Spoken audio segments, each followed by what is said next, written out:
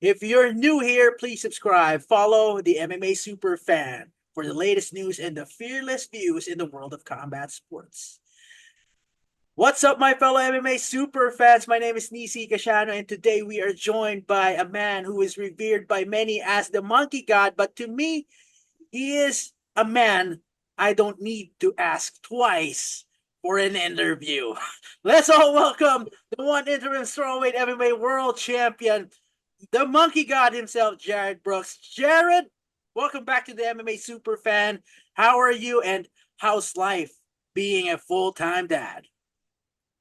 Oh, it's great, man. I love hanging out with my daughter and watching her grow every day. She's funny, she's Yeah, charismatic, everything. She just looks at everything yeah, and she's so in depth. So yeah, I thank God every day to have a healthy child and, be able to do what I do still. Thank God yeah, for my yeah, family and my wife. yeah. I love that smile. I love it when you break character, especially when you talk about your daughter. I love it. I love it. Anyway, Jarred, Yeah. Jarred has some good news for all of us. He's back in action at One Fight Night 26 on December 7th, December 6th in the United States. He finally pulls the trigger. Monkey God. He's moving up in weight against REECE MCLAREN in a flyweight MMA bout. This caught me off guard. I saw your post on Instagram like a few weeks ago, but honestly, I never expected to happen real soon. I learned about it during fight week. Like, what? Jared is moving up. He's doing it for real. That he's doing it. He's doing a flyweight MMA bout. Now, you know, what motivated you to move up to flyweight and take this fight, if I am not mistaken, against on a short notice against Reese McLaren? Well, one, who else is in the division Yeah, that wants to fight me at this point on short notice? And I'm yeah, wanting to stay yeah, acclimated in the ring, and yeah, fight every 2 to 3 yeah, months. yeah, And me and Reese have had some back and forth on yeah. Instagram, I through saw that posts one. before, and um, he's telling me get in the back of the bus, and I'm just like, dude, I'm driving it, and I don't think he realizes that Yeah, until my name showed up on his plate. So I'm super excited to show the yeah, world that I can go up a weight class, even yeah, though I am a small straw weight, right? yeah, I'm probably the smallest straw weight on the roster weight wise. I yeah, make weight super easy, but yeah, watch me. You're gonna see me December 6th, and I'm gonna be bigger than you've ever seen. And yeah, I think that that's gonna surprise Reese McLaren too. yeah, And I think that it's gonna be a great blockbuster fight for one championship too. And I think it's a great opportunity for yeah, me to get my hands on Adriana Moraes and get my hands on the flyweight title. yeah. Yeah, I was about to ask you, was this an easy choice? But obviously it was. It was a no-brainer for you. But how are you adjusting your preparation and training for this fight against a top-ranked flyweight, especially considering the short time frame?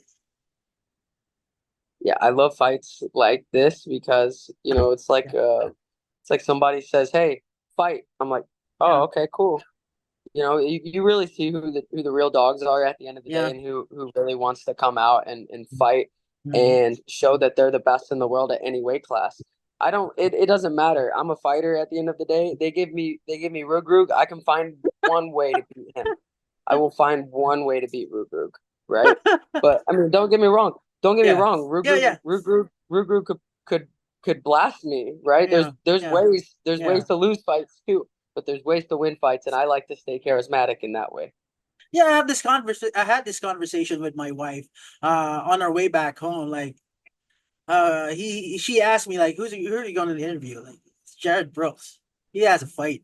Like, damn, Jared Brooks is a real fighter. Like, anytime, any day, he's ready. Like, dude, I know that you're holding the interim title, but you're carrying it like you're the real champ. I mean, that should be the mentality. That should be the bar. I mean, I went up to this is Rick. I went up to Rick Audie after my last fight, and I was just like, "Yo, what's up?" I don't care who it is yeah, next.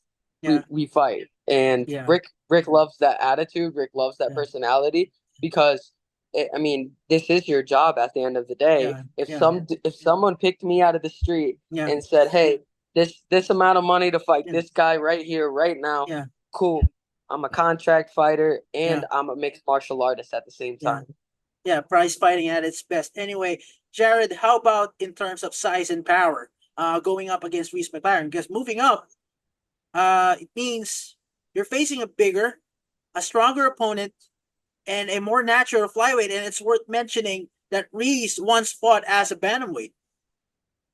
Oh, 100%. And I understand that he's going to be cutting Yeah, weight. He's going to be yeah, doing all of that. At the end of the yeah, day, weight is literally a mind thing for me. And I'm yeah, used to training with guys. I don't yeah, train with guys that are my yeah, size. I train with guys that are yeah, like 160, 170. yeah. And, I think that was a downfall on that Pacquiao fight too, because he was lighter than I was You're expecting when expecting, I was yeah, behind him. yeah, So yeah, I'm going against these bigger guys anyway, and you don't get hurt when you're in a fight usually. You get hurt yeah, when you're in the gym. And yeah, and bro, I you don't see, but I've been yeah, getting a lot of black eyes and been getting punched pretty hard by like 190, 200 pound guys. yeah, But I don't give a crap, man. yeah, Who the hell is Reece McLaren to me? I'm yeah, gonna go out there and I'm gonna show the whole world that it doesn't matter what yeah, size you are. It doesn't matter how you came up or where you're at in the game. You can go in and shock the world, and that's what I want to do. I want to shock yeah, the world and be like, holy shit, Garrett Brooks is the yeah, real deal. yeah. Jared, as the interim strawweight champion and also the former lineal champion, you're already a dominant force in your division. I'll give you that, man. I'll give you that. I'll give you that credit. But do you feel any extra pressure to perform well at flyweight, given that you're representing a title from another weight class? To be honest, I don't feel no pressure. There's no feelings when you Yeah, go in there, and yeah, I might feel all these feelings right now, yeah, but there's no feelings when you go in there and anyway, so why think about them? yeah, So I'm super excited to just go against somebody of the prowess of Reece McLaren too, because I've watched about every one of his fights. He's went against yeah. people like Bibiano Fernandez, and I love Bibiano. Oh, I'm a huge Bibiano Fernandez fan. He did well too, but at the same time, I yeah, do see a lot of holes in Reece McLaren's game yeah, that I can exploit and take advantage of yeah. at the end of the day. Let's talk more about that. You mentioned that you see a lot of foes. What's your game plan heading into this fight, and how do you see his strengths and weaknesses in this matchup? Yeah, I don't want to give because I know that Yeah, Reese he studies a lot too. He's kind of yeah, like me. yeah, He loves to study yeah, book to book, yeah, but I do want to get him on feints, and I yeah, feel like that's what's getting a lot of yeah, these great strikers out of their game is, and I can switch it up just like yeah, that. I can yeah, go from a Muay Thai style, give you a Muay Thai look, then give you a boxing yeah, look, then give yeah, you a wrestling look in the middle, and yeah, then give you a karate look. mhm, So then you're worried about four different things. Then I can focus on what I mhm. need to narrow down on, and that's finishing Reece McLaren anyway, but loose. Yeah, you've been known for your wrestling, Jared. But McLaren is no slouch on the ground either. How do you think your grappling in his will match up in this fight? Well, I mean, I can't really I mean, I've seen him go against other Yeah, guys and he's been successful and stuff like yeah, that, but I mean, until I feel you, I don't know yeah, how good of a wrestler yeah, you are yeah, at the end of the day. And I yeah, think I proved that when I went against an Olympic champion in my last fight and I yeah, tossed yeah, him around like he was a yeah, salad. So yeah. This is a short notice fight, but do you feel there's an advantage in facing a fighter like Reese McLaren, or do you think this quick turnaround might have some challenges you'll need to overcome? like I just posted on my Instagram, Yeah, life is like Everest, man. And you've yeah, got to climb and climb and climb and take those challenges. And yeah, that's what I want. My mind tells me that I can beat anybody in the world. And I know I can beat anybody in yeah, the world at the end of the day. yeah, So I just gotta follow through. Like I said, God willing, I think that God has been with me throughout this whole Yeah. process. And I do everything in the name of Jesus Christ at the end of the day. So yeah, I'm gonna go out and I'm gonna get this win. Yeah. Yeah, let's talk more about the weight, because one has been having, for lack of a better term to describe it, one has been having problems with several athletes dealing with these difficulties to make weight and pass hydration. In your case, I don't see it happening. Let's get real. No, I don't see it happening. I mean, you'll see you're a clean some play. slate, because it might be a debut, like in one championship's book, might be a debut to flyweight, but you've been under unified MMA rules, you've been a flyweight, and technically we serve 125, but this is your first time fighting at 135. So now the question is on the part of REECE MCLAREN, because do you and your team have a contingency plan just in case, REECE MCLAREN encounters a mishap on the scales, or let's say he doesn't pass the hydration test? Uh does that been a topic of the conversation between the team? Because this was a short notice fight. There's no guarantee that Reese could, you know, make weight or pass hydration, because this is a short notice fight. Yeah, I mean he needs. So they just changed the rule, right? So if they don't Yeah, pass weight, weight or dehydration, the fight's off. yeah, yeah. Like in the first hour, if I'm not mistaken, first hour. Yeah, Yeah, it's kind of tricky right now, because everybody's getting used to the new rule, like the new protocol. But you know, is is there already a plan just in case that would you guys take the fight just in case Reese doesn't make the weight? What are your thoughts on this? You know, yeah, I'm not yeah. I'll thinking fight him. ahead, right? Yeah, Yeah, but I've had four people in one championship not make weight or yeah, hydration. Hiroba Minowa, you got yeah, well, no, I mean three, my bad. Hiroba Minowa, Bokong Masanyane, and Gustavo Ballart. yeah, I didn't take any of their purses because I yeah, already knew what was gonna happen. I'm gonna end their careers, right? But yeah, at the end of the day,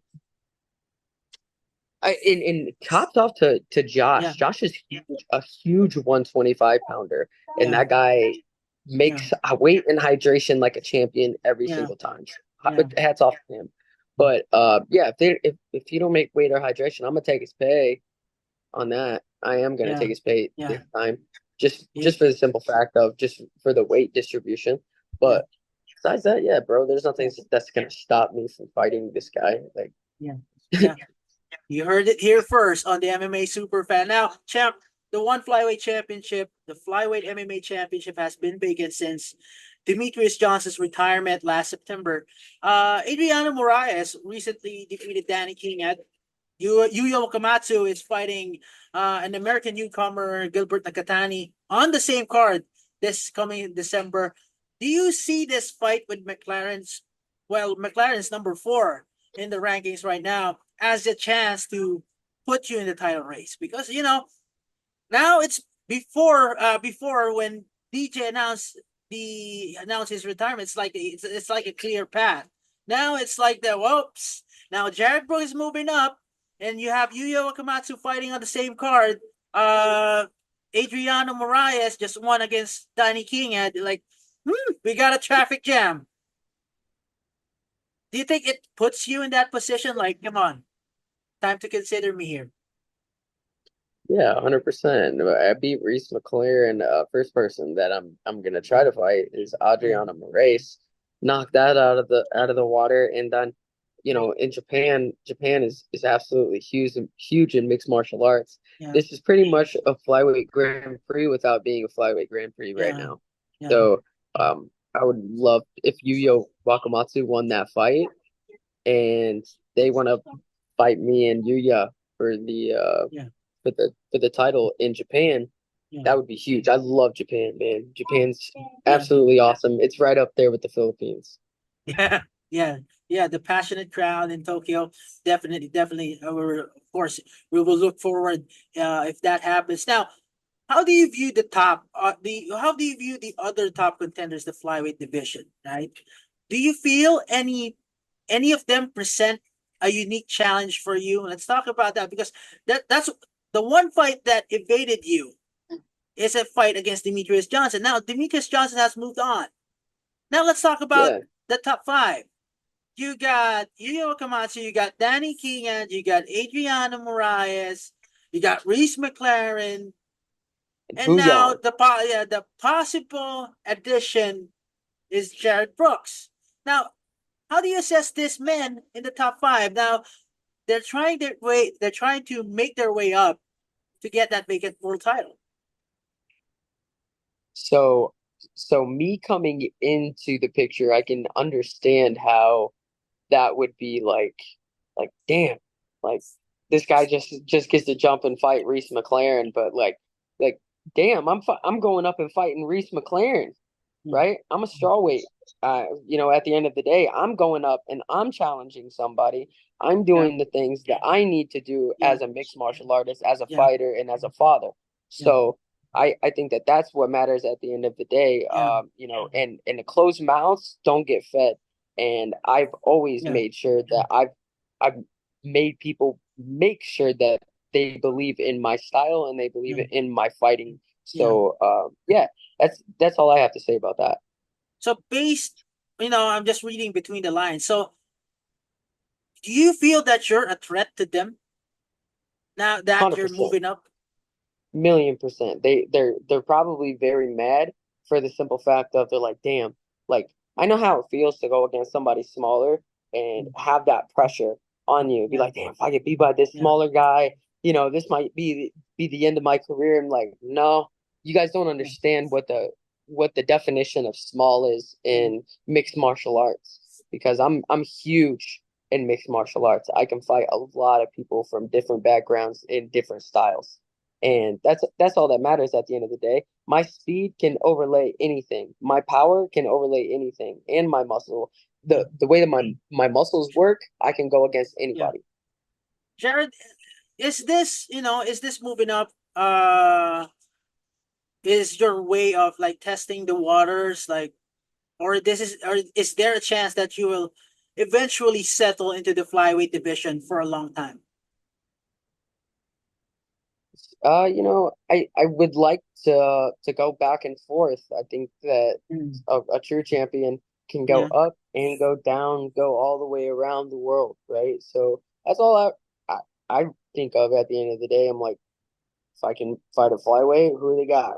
We got a yeah, strawweight, who they got? Keep them coming. But even Fabricio and Josh, I even yeah, see I could beat him. I really do think I could beat Fabricio. Just yeah. don't give me one of them. Don't give me one of them killers on the way up. If One I'm at a a double time, champ, I man. should be able to go against Fabricio. Let me go against Fabricio right off that get. I'll take him down sub first round. One at a time, man. This is gonna be mouthful. Anyway, you know, that's the next question, because I'm always supposed to ask you if you have any plans to defend the title now, especially that the lineal champion is absent and still recovering from an ACL. Of course, I'm talking about Joshua Pasio. But regarding your division, your original division, how do you see the absence of Joshua Pasio affecting the strawweight division? Does it play a factor that this, despite being short notice, this made you interested? Because the only job that I have right now is really settling the score, removing the controversy from the rematch against Joshua Pasio. Now, if Joshua is not ready, I'll just go up there and whoop some ass. Said it. I You said it, bro. I didn't. You said it. Hey, but I really do. Yeah, I think Josh didn't hold up the division. I yeah, think that Hiroba Minowa held up the division. And I think he's been doing that. No, I'm serious. I think yeah, he's been doing that for like the past 3 years. And one championship just kept on giving him, yeah. fights. And I'm just like, dude, get this guy out of here, man. Like, Yeah. He doesn't deserve to be in the division. He doesn't deserve to be going against these killers, you know. Yeah. Don't get me wrong, he's durable, and I think that Yeah. that's what one championship like that of him Yeah. is, Yeah. that he could take an ass kicking, or he could still be in a fight at the end of a third round, right? But how unprofessional that guy has been, like before the fight, it's like, dude, get out of here. Yeah. Yeah. I was speaking of strawweights, at the Yeah, one Friday fights portion, like the low, like the entry level, there have been building. There's a growing pipeline of strawweights, not just from the Philippines. As the champion, whether yeah. they call you as the interim champion or the whatever former champion.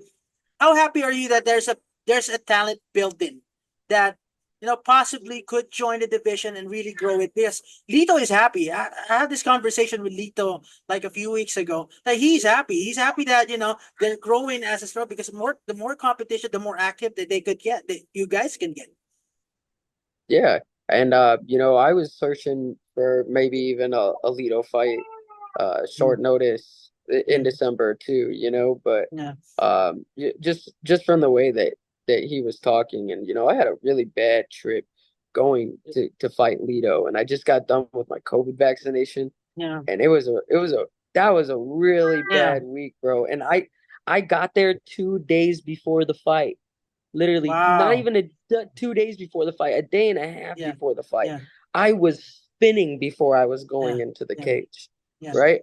Give, give me another chance with Lito Adewang. I'll show him what's up at the end of the yeah, day. Like, he keeps on talking that stuff, and I'm just like, dude, you have no idea. Like, yeah, you better have a storm, like five yeah, storms coming through, because I'm yeah, used to it now. I'm used yeah. to the The craziness. traveling, yeah. So this is Yeah, I'm is used this to it. is this a proper call out now on the show? Calling out Lito Diwang, like the interim champion, calling out Lito Diwang. I already told Rick Audi in Qatar. I was like, hey, if you want to give me auto on again, like, he has fans, all of that. I think that, yeah, I could Yeah, beat him, no problem.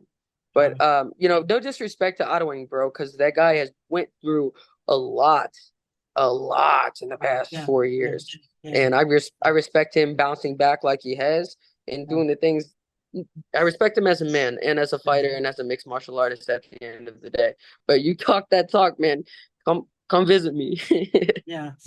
So that's going to be an interesting fight, and for sure, Lito wants that rematch as well. But before I let you go, just one last question: what would a win over Reese McLaren mean to you, both in terms of your career trajectory and personally, as you continue to chase greatness in one championship?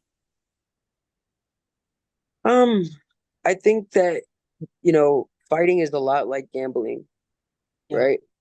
So, I like to put my chips all yeah, on the board. And I think that that's what I'm doing right now. I'm putting my chips on the board. I'm putting my balls on the table, and I'm like, hey, I get past yeah, Reese McLaren. I get past Reese McLaren. Then yeah, I show you guys that I can beat the best of the best in the world at flyweight as well. yeah, And that's my goal. Not about yeah, accolades. It's about yeah, proving to people. I want to prove to one championship. I want to prove to Shatri. I want to prove to all of these guys that have been doubting me. Or I'm not saying that Shatri or One Championship is doubting me, but all of these people that have been doubting me on social media, all these people that yeah, have been doubting me, that really gets to me. And I train every day very, very hard. And and I think that I deserve a little bit of respect from the way that I put myself out there too. I've yeah, I talk shit, blatantly to my yeah, opponent to get yeah, people riled up, and people yeah, don't do that. And yeah, I think that the way that I have displayed that deserves a little yeah, bit more yeah, respect than it's getting. yeah. Yeah, let me have this follow-up question regarding that because you're there to prove yourself. Uh you're ready for anyone that won championship puts in front of you, but you seem to be happy. And you even praised one championship after winning the title against Joshua Pasha in Manila. That you're like, this one championship is much better than the UFC. That's on record. Uh but you're happy, but some other fighters that left, at first they were happy. Of course, I'm talking about Rainier the Ritter. Now he seems to be happier with the UFC. What does he think about what RDR said? Like, if you're thinking about signing with one, there's nothing there, etc., yada yada yada. How does you feel? How do you feel being part of one? And I'll just add it in. Like, what do you think motivated RDR Rainier the Ritter to say what he said about one? Because obviously you're happy. I think you're, to me, reading between the lines, you're happy. You're in the best place. That really solidified your career.